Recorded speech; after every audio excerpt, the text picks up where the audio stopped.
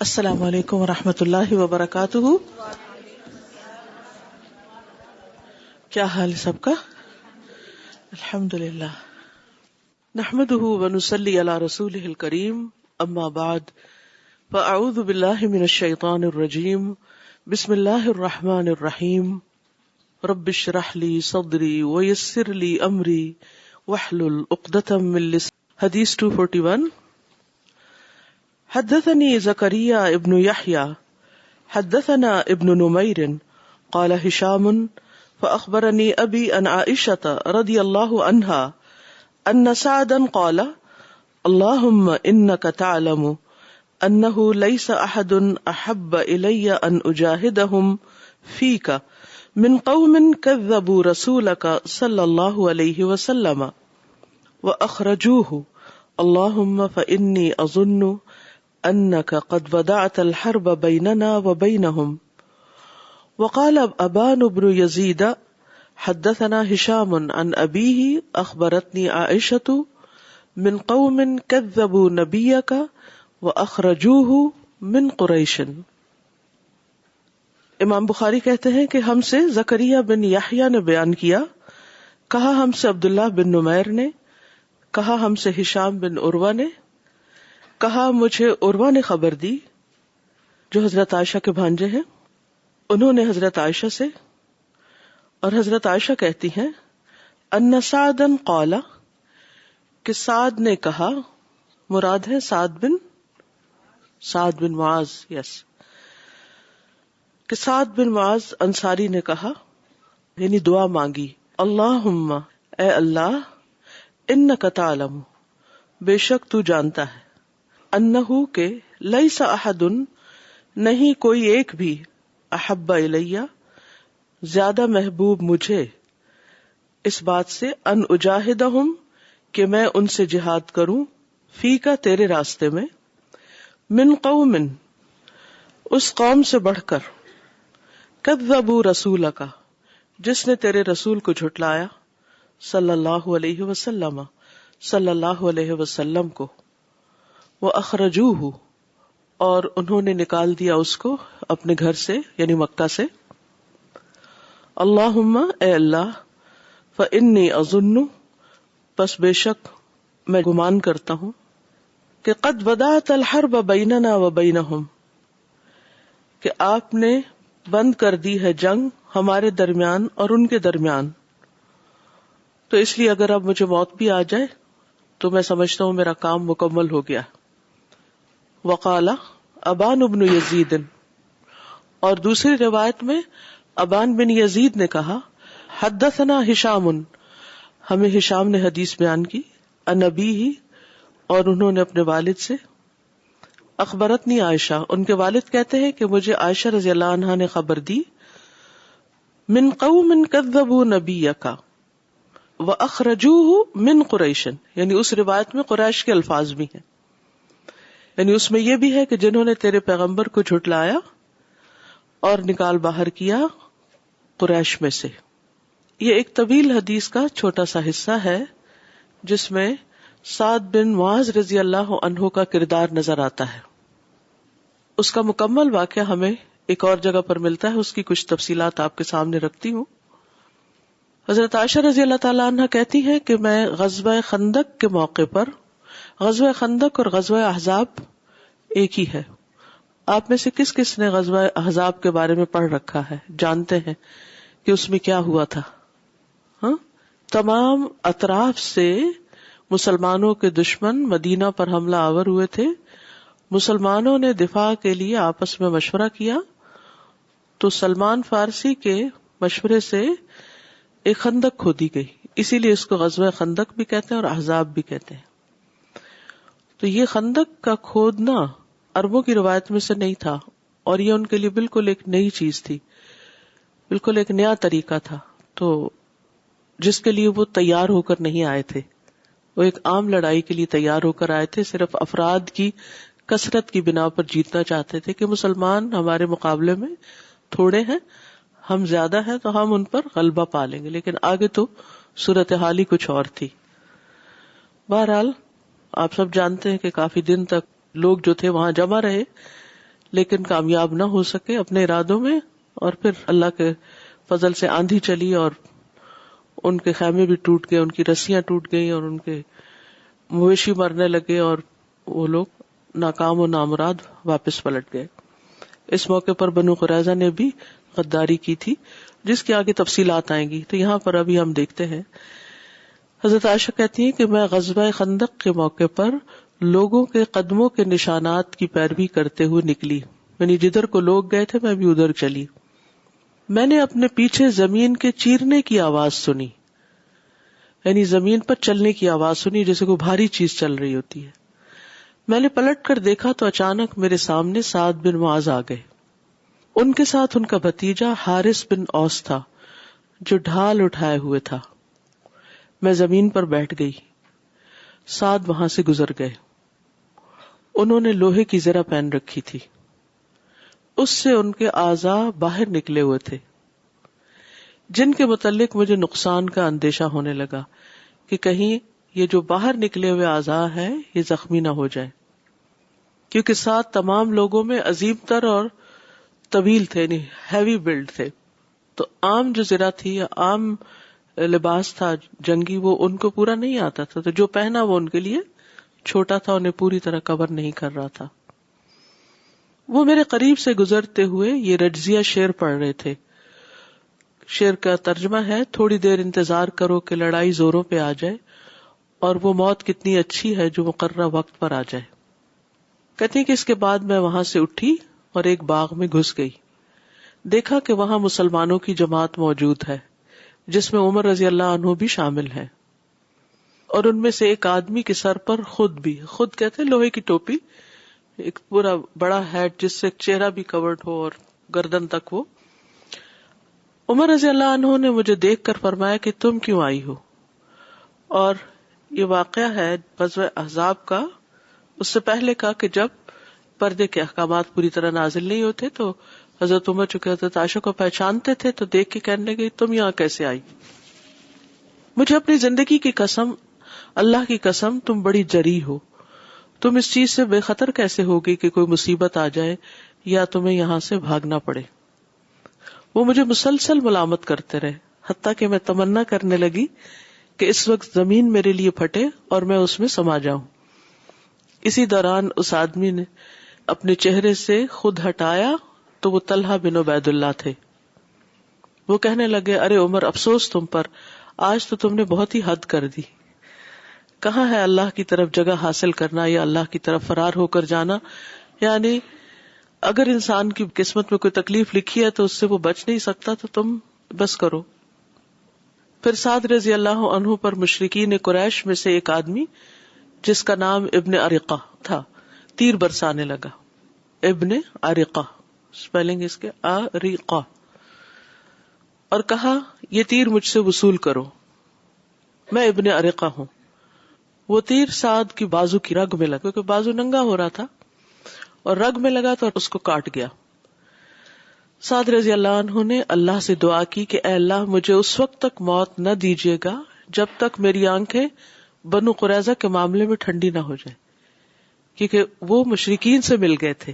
حالانکہ انہوں نے جو ٹریٹی آف مدینہ میں جس چیز پر اگری کیا تھا وہ یہ تھا کہ اگر کوئی پارٹی باہر سے حملہ کرے گی تو ہم مسلمانوں کے ساتھ مل کر مدینہ کا دفاع کریں گے، اور اس وقت جبکہ مسلمان ہمیشہ سے زیادہ مشکل وقت میں تھے، انہوں نے دھوکہ دیا اور بجائے اس کے کہ مسلمانوں کا ساتھ دیتے وہ مشرکین کا ساتھ دینے لگے۔ بنو قریظہ کے لوگ زمانے جاہلیت میں ان کے حلیف اور دوست تھے۔ بہرحال ان کا زخم بھر گیا، یعنی جنگ ختم ہوئی، علاج ہوا، زخم بھر گیا۔ اللہ نے مشرکین پر آندھی مسلط کر دی، اور اللہ عز و جل اس لڑائی میں مومنوں کے لیے کافی ہو گیا۔ وَكَفَى اللَّهُ الْمُؤْمِنِينَ الْقِتَالَ، اور اللہ طاقتور اور خوب غالب ہے۔ اس طرح ابو سفیان اور اس کے ساتھی واپس تہامہ چلے گئے۔ تہامہ کہتے ہیں مکہ کی طرف کی سائڈ کو۔ اوینا بن بدر اور اس کے ساتھی نجد کی طرف چلے گئے، جہاں آج کل ریاض اور یہ علاقے۔ اس سے پتہ چلتا ہے نا ہر طرف سے لوگ آئے تھے۔ بنو قریظہ واپس اپنے قلعوں میں قلعہ بند ہو گئے، اور نبی صلی اللہ علیہ وسلم مدینہ واپس آ گئے، اور اسلحہ اتار کر حکم دیا کہ چمڑے کا ایک خیمہ لگا دیا جائے. یہ خیمہ حضرت سعد کے لیے مسجد میں گاڑا گیا. یہی سعد جن کا زخم لگا تھا. اسی دوران جبریل علیہ السلام آپ کے پاس آئے. ان کے دانتوں پر غبار تھا. کن کے؟ جبریل علیہ السلام. اس سے پتہ چلتا ہے کہ وہ بھی مسلمانوں کی مدد کے لیے بنفس نفیس وہاں موجود تھے.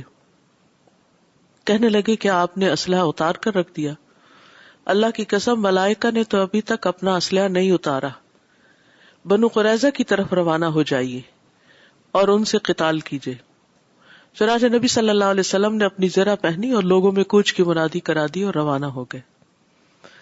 راستے میں نبی صلی اللہ علیہ وسلم کا گزر بنو غنم پر ہوا جو کہ مسجد نبوی کے آس پاس رہنے والے پڑوسی تھے.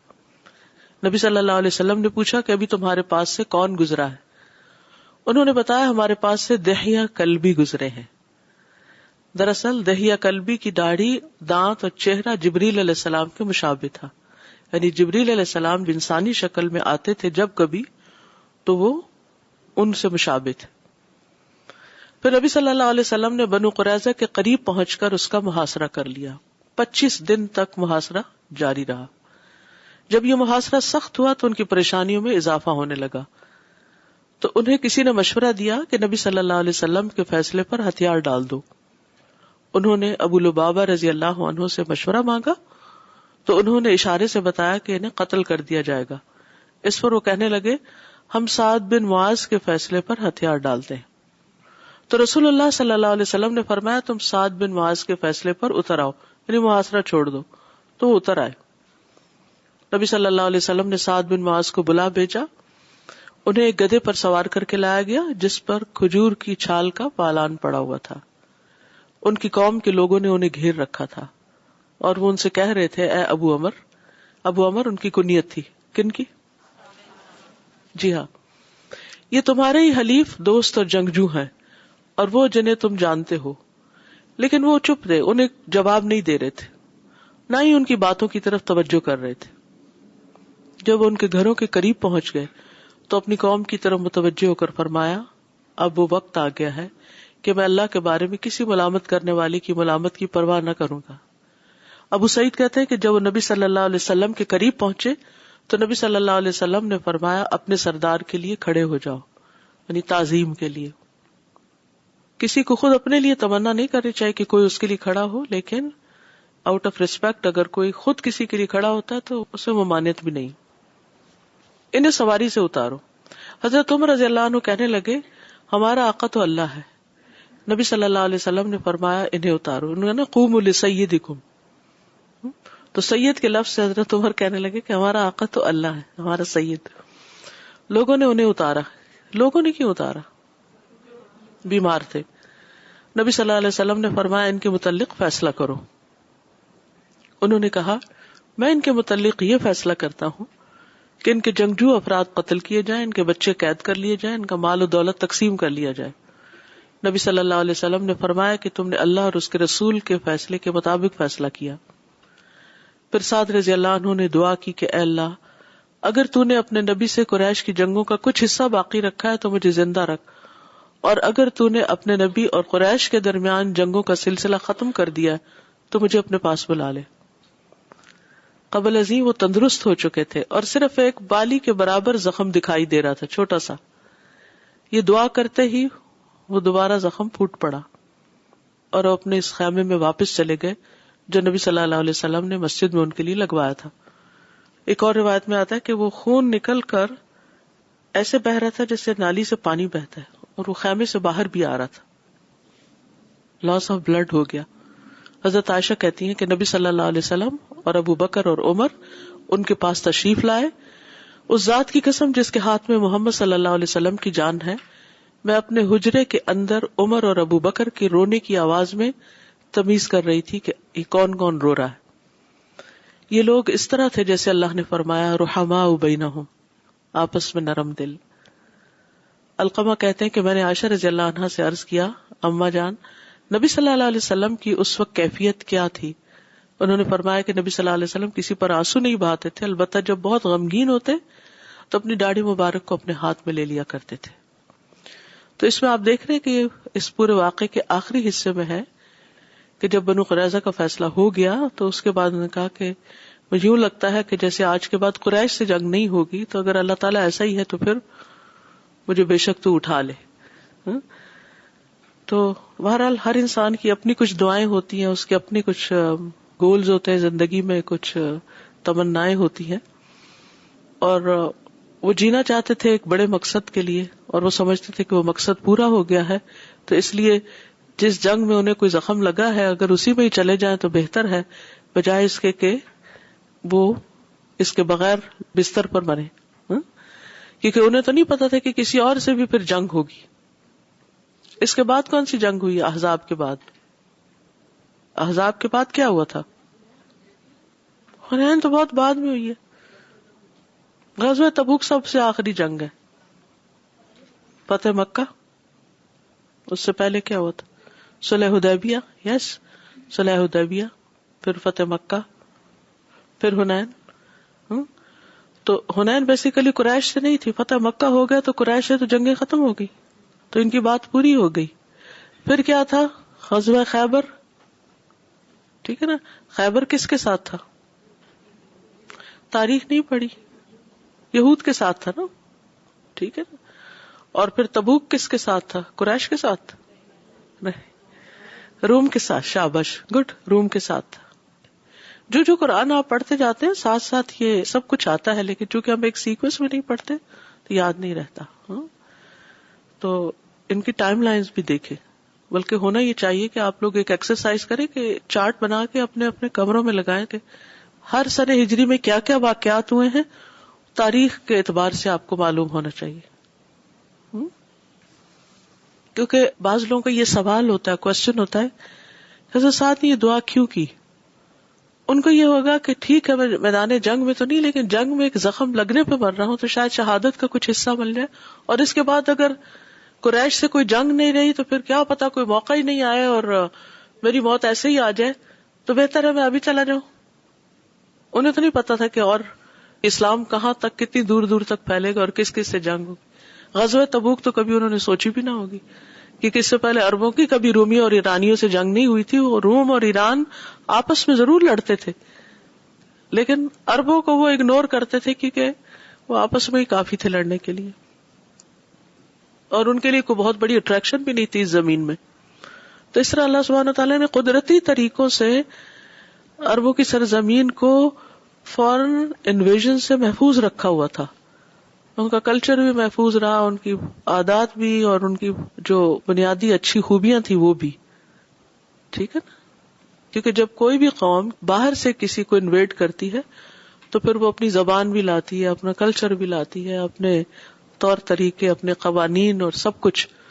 تو جو عربوں کی سرزمین تھی یہ درمیان تھی، ایک طرف روم ایک طرف ایران، لیکن وہ دو سپر پاورز تھی اور ان کے ہاں دنیاوی بہت ترقی بھی تھی، اور وہ آپس میں ایک دوسرے کے حریف بھی تھے. ان کے درمیان ایک مسلسل وار بھی تھی، کبھی ایک جیت جاتا کبھی دوسرا جیت جاتا ہے، لیکن عرب اس میں شامل نہیں تھے. اسلام کی وجہ سے عربوں کو ایسی قوت ملی کہ پھر یہ نہ صرف یہ کہ رومیوں سے بلکہ ایران سے اور ان سارے علاقوں کو انہوں نے فتح بھی کیا، اور یوں اسلام پھیلتا چلا گیا. کچھ سمجھ آ گیا؟ نیکسٹ حدیث. حدثني مطر بن الفضل حدثنا روح بن عبادة حدثنا هشام حدثنا إكرمة عن ابن عباس رضي الله عنهما قال بعث رسول الله صلى الله عليه وسلم ل40 سنة فمكث بمكة 13 سنة يوحي إليه ثم أمر بالهجرة فهاجر 10 سنين ومات وهو ابن 63. حدثني حدیث بیان کی مجھ سے مطر ابن الفضل، مطر بن فضل نے کہا ہم سے روح ابن عبادہ نے کہا ہم سے ہشام بن حسام نے کہا ہم سے اکرمہ نے، انہوں نے ابن عباس سے، انہوں نے کہا ابن عباس رضی اللہ عنہما نے بعث رسول اللہ صلی اللہ علیہ وسلم، نبی بنا کر بھیجا گیا نبی صلی اللہ علیہ وسلم کو ل40 سنۃ 40 سال کی عمر میں. فمکث بمکۃ 13 سنۃ، تو وہ مکہ میں ٹھہرے 13 سال. یوحیٰ الیہ، آپ کی طرف وحی کی جاتی تھی. ثم امر بالہجرۃ، پھر حکم دیا گیا ہجرت کا. فہاجر 10 سنین، تو انہوں نے ہجرت کے بعد 10 سال گزارے. یعنی ہاجر 10 سنین، ہجرت کی 10 سال، یعنی ہجرت کے بعد 10 سال گزارے مراد یہ. وماتا، اور آپ فوت ہو گئے. وہ ابن 63، جبکہ آپ 63 سال کی عمر میں تھے. 60. اس بات کو اب آپ یاد رکھیے کہ نبی صلی اللہ علیہ وسلم کی زندگی کے مختلف حصے کتنے کتنے سالوں پر مبنی ہیں. نبوت سے پہلے کتنے سال؟ 40. نبوت کے بعد مکہ میں 13 اور مدینہ میں 10. تو ٹوٹل آپ کی عمر کتنی ہو گئی؟ 63. اور قرآن کے نزول کی مدت کتنی ہوئی؟ 23. ٹھیک ہے. حدثني مطر بن الفضل حدثنا روح بن عبادة حدثنا زكريا بن اسحاق حدثنا عمرو بن دینار عن ابن عباس قال مكث رسول الله صلی اللہ علیہ وسلم بمکة 13 وتوفي وهو ابن 63. ہم سے مطر بن فضل نے بیان کیا، ہم سے روح بن عبادہ نے، ہم سے زکریا ابن اسحاق نے کہا، ہم سے عمرو ابن دینار نے، انہوں نے ابن عباس سے، قالا انہوں نے کہا، مکث ٹھہرے رہے، رسول اللہ صلی اللہ علیہ وسلم رسول اللہ صلی اللہ علیہ وسلم بمکہ مکہ میں 13 سال، وتوفی اور آپ فوت ہوئے، وہو ابن 63 جبکہ آپ 63 ایئرس کے تھے. اسی حدیث کی مزید وضاحت ہے دوسری سند کے ساتھ.